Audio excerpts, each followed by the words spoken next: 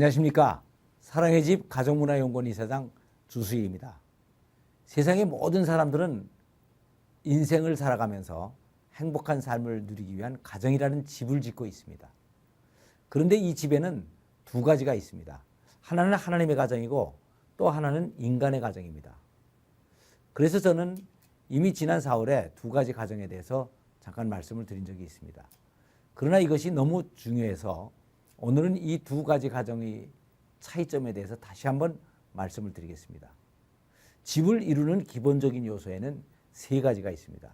그것은 기초와 골조와 실내 장식입니다. 여기서 기초라고 하는 것은 가정을 세우는 목적을 얘기합니다. 그리고 다음 골조라는 것은 이 목적을 이루기 위한 생활의 원칙들을 얘기하는 것이고, 실내 장식이라는 것은 이러한 생활을 원칙으로 하고 살아가면서 만들어지는 그 가정의 문화를 얘기하는 것입니다. 그런데 사람들은 이 집의 골조와 실내 장식은 중요하게 생각을 하는데 기초의 중요성에 대해서는 눈에 보이지 않으니까 소홀히 하는 경향들이 많이 있습니다. 그런데 이 세 가지 요소 중에서 사실 가장 중요한 것은 그 기초입니다. 그 이유는 기초가 부실하면 그 위에 골조나 실내 장식이 아무리 잘 됐더라고 하더라도 일단 유사시에는 모든 것이 다 무너져 버리기 때문입니다. 그래서 마태복음 7장 24절 이하를 보면 예수님께서도 집을 짓는 데 그 기초가 얼마나 중요한가 하는 것에 대해서 자세히 말씀을 하셨습니다. 이 비유에도 두 가지 집이 나옵니다. 하나는 반석 위에 지은 집이고 또 다음 하나는 모래 위에 지은 집입니다. 그런데 여기에서 반석 위에 지은 집이라는 것은 예수님의 말씀과 성경적인 가치관에 기초를 해서 짓는 하나님의 가정을 얘기하는 것이고, 모래 위에 지은 집은 세상적인 가치관과 풍속 위에 세워놓은 인간의 가정을 얘기하는 것입니다. 그런데 이 두 가지 집이 평상시에는 다 아무런 문제가 없습니다. 그러나 창수건하고 바람이 불면 모래 위에 지은 집은 심하게 무너지고 반석 위에 지은 집은 아무런 문제가 없는 것입니다. 그런데 여기서 하나님의 가정의 기초는 창조론을 토대로 한 하나님의 뜻을 이루는 것이 되어야 됩니다. 그러나 인간의 가정의 기초는 진화론을 토대로 한 자기의 욕망과 필요들을 채우는 것이 됩니다. 많은 사람들이 인간들이 가정을 이루고 살게 된 사연에 대해서 대충 다음과 같이 이렇게 생각을 합니다. 즉, 남자는 여자를 좋아하고 여자는 남자를 좋아하니까 같이 살게 되고, 그러다 보니까 아이들이 생기고, 이 애들을 기르고 결혼을 시키다 보니까 할아버지가 되고, 그래서 가정이 생겨났다고 생각을 하는 것입니다. 그러나 이것은 가정에 관한 진화론적인 사고방식입니다. 이렇게 생각을 하면 가정의 목적도 결국은 인간의 욕망과 필요를 채우면서 만족을 누리고 살아가기만 하면 되는 것입니다. 그러나 크리스찬들은 가정을 창조론적으로 생각해야 됩니다. 가정을 창조론적으로 생각한다는 것은 하나님께서 인간을 지으실 때부터 특별한 목적이 있으셔서 지으셨기 때문에 인간을 남자와 여자로 지으셔서 가정을 이루게 하셨다고 생각을 하는 것입니다.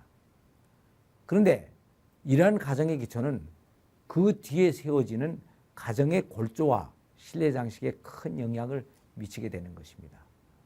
그래서 하나님의 가정의 골조는 하나님의 뜻인 하나됨을 이루기 위한 남편과 아내의 역할이 됩니다. 그리고 실내 장식도 이 역할을 실천하기 위한 섬김과 봉사와 희생의 문화가 됩니다.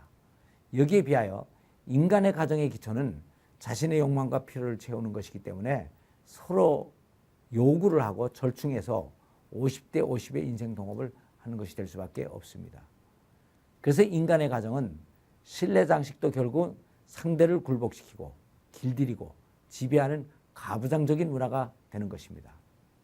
그래서 세상에서는 흔히 남자들은 마누라를 다홍치마 때 잡아야 된다고 생각을 하고, 여자들은 남편들을 연애 때부터 길을 잘 들여야 된다고 말들을 합니다. 그래서 여기에서는 하나님의 가정의 아름다운 가정 문화를 하나 소개를 해보겠습니다. 결혼을 한 지 7년쯤 된 한 회사원이 상여금을 받았습니다. 그래서 그것을 아내에게 가져다 주면서 봉투에 이러한 메모를 써놓습니다. 여보, 오늘 보너스를 받아서 당신에게 가져다 줄 수 있어서 얼마나 기쁜지 모르겠소. 당신의 현명한 내조로 이렇게 됐다는 생각이 들어서 그 고마운 마음을 당신에게 전하오. 이러한 짧은 편지나마 연애 이후에 7년 만에 처음 써보는구려. 집에서 수고 많았소. 이 편지를 읽은 아내의 마음이 뭉클해졌고 눈에는 맑은 이슬방울이 맺혔습니다. 그날 이후에 남편에 대한 아내의 서비스가 달라진 것은 말할 것도 없었습니다. 야, 일이 이렇게 되는구나. 사실 남편은 이런 것을 기대하고 편지를 쓴 것은 아니었습니다. 단순히 상여금을 받은 것이 기뻐서 그 기쁨을 아내와 좀 더 멋있게 나누려고 간단한 메모를 써넣었던 것입니다. 그런데 이런 결과가 나온 것입니다. 그렇지 않아도 신혼기간이 지난 후 부부관계가 뭔가 좀 무미건조해져서 권태를 느끼고 있었던 터였습니다. 여기서 힌트를 얻은 남편은 그 비슷한 사랑의 표현들을 계속 개발해냈고 이로 인해 부부 금슬은 더 좋아져서 친구들의 부러움까지 사게 됐습니다. 저는 이것이 바로 상대방의 입장을 배려하고 표현을 중시하는 성경적인 가치관에서 나오는 하나님의 가정의 문화가 아닌가 하는 생각을 해봅니다. 우리나라의 가정들은 대부분 유교적인 가치관 위에 세워졌습니다.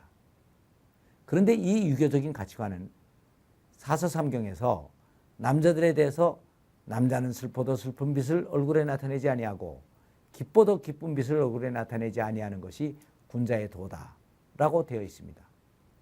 그래서 부부가 사랑을 해도 속으로 은근히 해야지 겉으로 사랑한다고 말하거나 손을 잡아주는 것은 아주 점스러운 남자가 되는 것으로 알았습니다.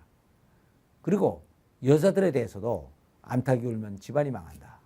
시집가면 벙어리 3년, 장림 3년, 귀머거리 3년으로 살아야 된다. 라고 하는 등의 교훈들을 주었습니다.